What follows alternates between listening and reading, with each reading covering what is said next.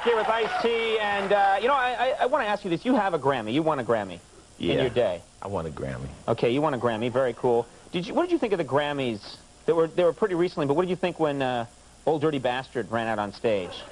I just want to get your take on that. I mean, I loved it. I thought it was the best thing that happened to the Grammys in a long time. Him and the cat that jumped up with Bob Dylan. I think the Grammys is a big stuffed up piece of you-know-what, and I'm glad that he got out there. He should have knocked over the pedestal. And I mean, you know, I mean, I know there was some lady in the back that didn't know who he was and said, "Who is that old dirty bastard that just jumped on the stage?" She didn't even know that was his name. He stayed true to his name. She was just describing him. Yeah. I mean, I'm from rap and rock and roll, and you know, I mean, let's rock and roll. You know what I'm saying? The Grammys, people win that don't deserve it. It's like, you know, it's not happening. It's whack. Yeah. To me, I mean, I don't care what y'all think, but. No, I got one. I broke mine. I put it out with the dog, and the dog looks in it. Looks like an RCA Victor dog and stuff. He just sits and looks at it. What do you mean you broke yours? You just broke it. Why? Because it doesn't matter. I mean, awards don't matter. It's what people go to the record stores and buy, and what people say to you when you walk down the street. It's not about awards that some academy gives you. It means nothing. Right. Well, that's why I refuse them. I want to talk about, last time you were on the show, we had because I'd have plenty. Last time you were on the show, we had actually a really... You like the Grammys? Do you think it's, I mean, you know... No, I'm not defending the Grammys, no. I like when something happens on an award show that's awkward and embarrassing, because it makes it more fun when you're watching at home. There you go. I like when people get out there and they can't see the monitor, and they don't know where to go, and someone gets hurt, and... You know, I've gone too far. We had a great... sit next to each other, yeah, you know. We had a great conversation last time about your days as a pimp. Oh, Lord. No, I thought it was fascinating because you were very open about it. You were talking about it almost like you missed it. And I didn't get to ask you, do you miss it? But do you miss those days at all? Do you miss anything about those days?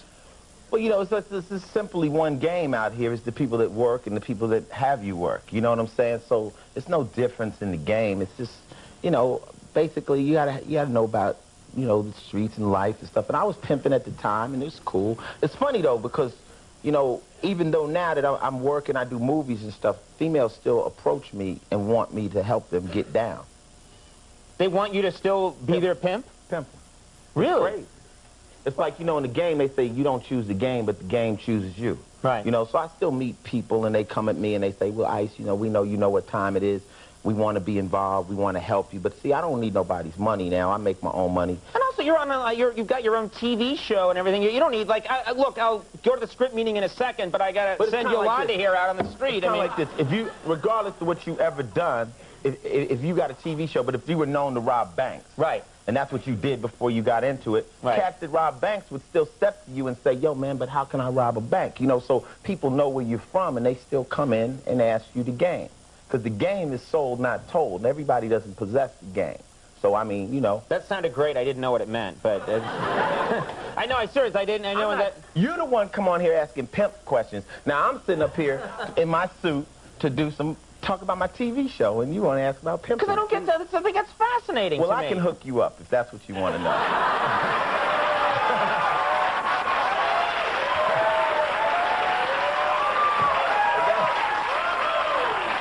Well, actually, I can hook everybody up on it. We can make that. That wasn't where I was headed, but now that we're there, show's over in about 40 minutes. Now that the show players, you get to use a lot of the stuff. You know, you get to use a lot of that stuff in your knowledge of your previous life, the game. You get to use that in the show. And it's a legit job.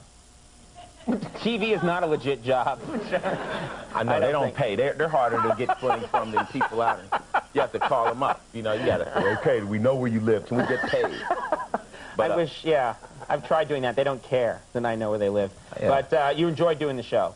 I have a good time. You know, people. I work with Costas Mandelaar, Frank John Hughes, and Mia Korf, and luckily we get to get along well, and NBC's been supporting us, and people watch. Those you don't know, it comes on Friday nights from 8 to 9 p.m. That's Club. right. And tune in. It's an interesting show. It's about 3 con artists that work for the FBI to take down the bad guys. Yeah, and you're real funny in the show too, which I don't think, you know, you can do. I have a sense of humor. Well, no, I think there are a lot of people that know that side of you. That's, do you know what I mean? You have one of the best menacing stares I've seen anybody have, but you've got a real funny side to you too. You do, and you're really funny on the show. People should know that.